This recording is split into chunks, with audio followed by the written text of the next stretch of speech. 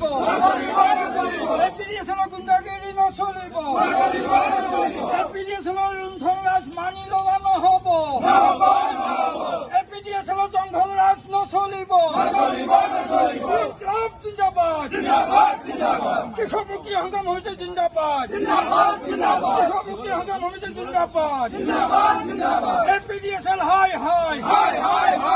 শক্তিমন্ত্ৰী মুন্দাবাদ মুখ্যমন্ত্ৰী হাই হাই এপিডিএছএল গুণ্ডাৰাজ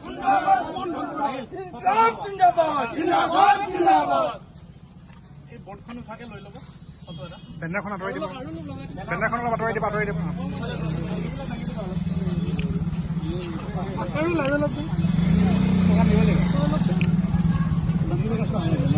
এপিডিএছএল হাই এপিডিএছএল হাই smart meter বন্ধ কৰক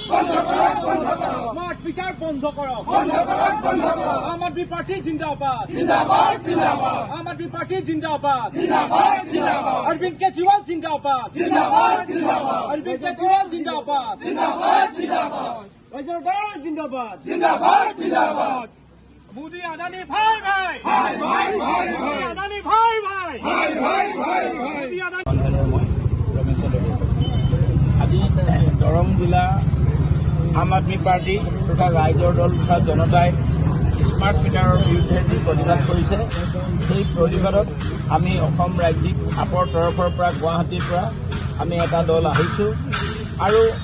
আমি এই কথাষাৰ আজি তাৰিখত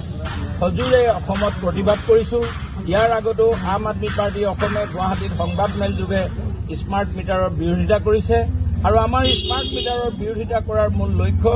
যদি গুজৰাটত স্মাৰ্ট মিটাৰ নচলে প্ৰধানমন্ত্ৰী যেতিয়া গুজৰাটৰ হয় গৃহমন্ত্ৰী যেতিয়া অমিত শ্বাহ ডাঙৰীয়া গুজৰাটৰ হয় আৰু তাত যেতিয়া স্মাৰ্ট মিটাৰ নচলে অসমত স্মাৰ্ট মিটাৰ কিয় চলিব লাগে 840 কোটি টকাৰ যি আদানী গ্ৰুপক ঠিকা দিয়া হৈছে আৰু এই আদানী গ্ৰুপক দিয়া ঠিকা 10 বছৰৰ কাৰণে ভেলিড আছে। সমগ্ৰ অসমতে সকলো ৰাজনৈতিক দলে সকলো ৰাইজে স্বেচ্ছাই ইয়াৰ প্ৰতিবাদ কৰিছে আৰু আমি অসমৰ ৰাইজক